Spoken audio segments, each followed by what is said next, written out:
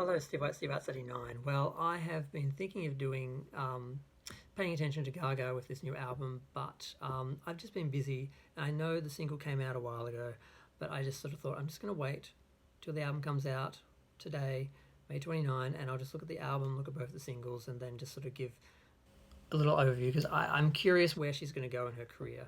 I just did a video actually, and I just went off on tangents about all my issues with Gaga and Madonna and all that, and I just want to do a little video just on the music video and the song "Stupid Love."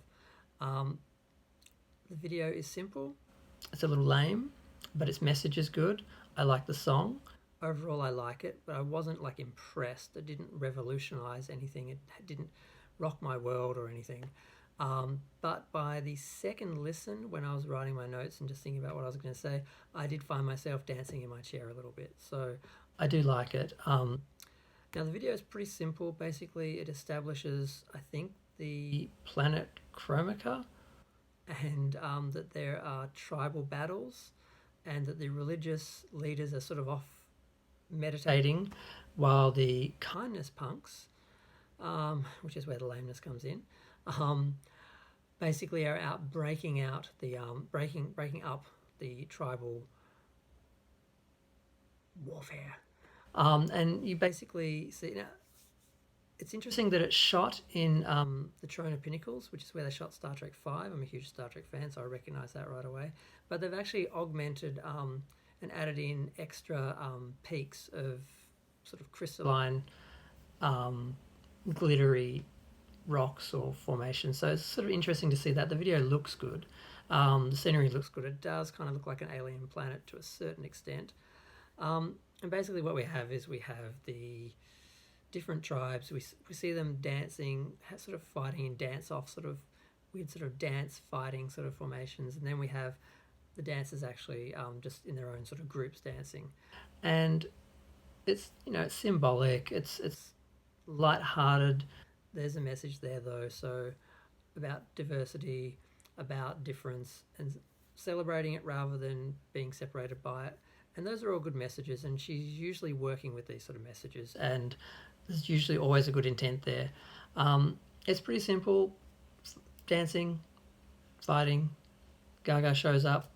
She uses her powers to lift them up off the ground and drop them on their asses and break up basically this fight, and then you basically just see them all dancing together. So it's a pretty simple concept, pretty simple video, nice song.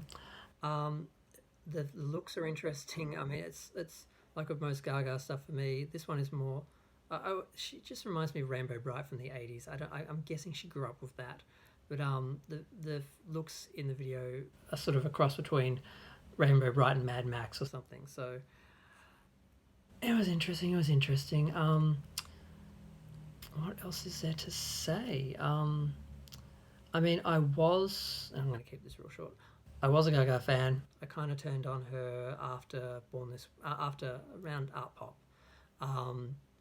Wasn't there for Joanne, didn't like it. But now Madonna's career is dead, as far as I can tell. She could come back. Cher did, a couple of times. Madonna never went away though. This will be her first real comeback because this is the first time I really feel like her career is over, or at least it's just flatlined. I'm kind of curious to see what Gaga will do because she had this original persona of Gaga, this character, and a lot of people thought she was that person. She was an artist, and then sort of people sort of realized no, she's kind of like a drag queen. She's just sort of it's a character she's putting on a show. It's not really herself expressing herself. And then at some point she sort of pulled back from that, and at one point, if you recall, she renounced her Little Monsters and said she wasn't going to be that character anymore. She was going to be a real musician and just focus on real music. And that was when Joanne came out, and it wasn't well received. It didn't do well without the whole Gaga persona. So then when the